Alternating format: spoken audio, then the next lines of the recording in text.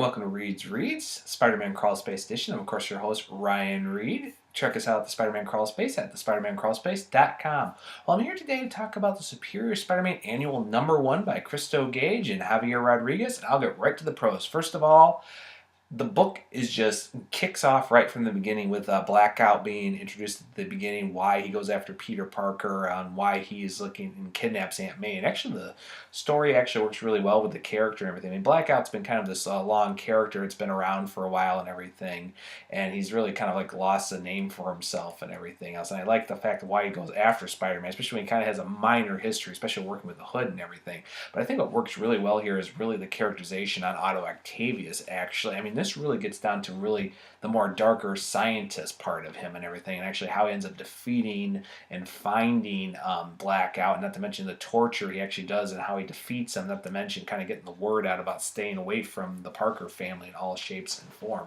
And the artwork by Javier Rodriguez, I think this is some of the best work he's ever done, actually. I mean, he's not hugely established, but here just he brings out the darkness perfectly with the, the fright and the terror of who Blackout, as well as the intensity of him, attacking Spider-Man, threatening Aunt May and everything. It works really well.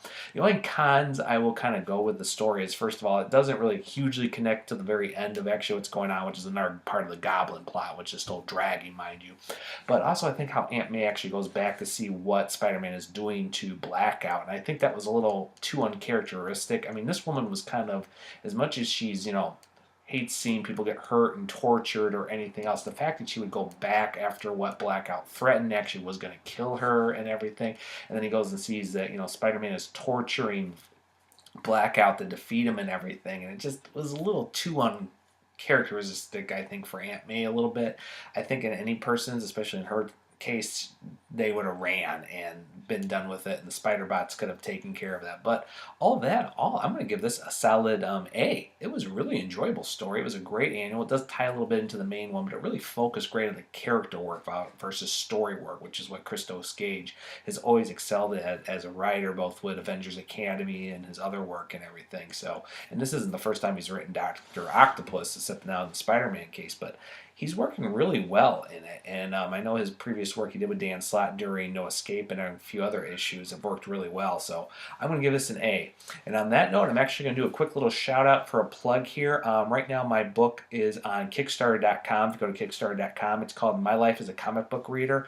I started writing this book about almost 6 years ago, and earlier this summer I finally got a chance to get it illustrated and put together, and now I'm trying to get it published, and I need to cover costs and fees, and the book's incredible. I mean, it really is. I mean, that's not just from an author's standard. I mean, people who've seen the preview work and the art and other stories for it really enjoying it. I've got a little post here on the Spider-Man Crawl Space if you can check it out. But head over to if you head over to Kickstarter.com and pop in My Life as a Comic Book Reader, you'll find our cover and just find out what's best with you. If anything, share it, please. I really want to get this published. It ends December 17th here, and that's not too far away. So please share. If you can contribute, please do. If not, that's okay too. I mean, I'm hoping to get this story out, but I really would like to get it out by this coming summer. So please, if you can on that. It's only a few times I actually really beg or request anything. So please head over to Kickstarter.com and check out My Life as a Comic Book Reader. And with all that said, I'm going to be out of here for a couple weeks. I'll see everybody as we get ready to start Darkest Hour. Until then, I'll see everybody on the crawl space.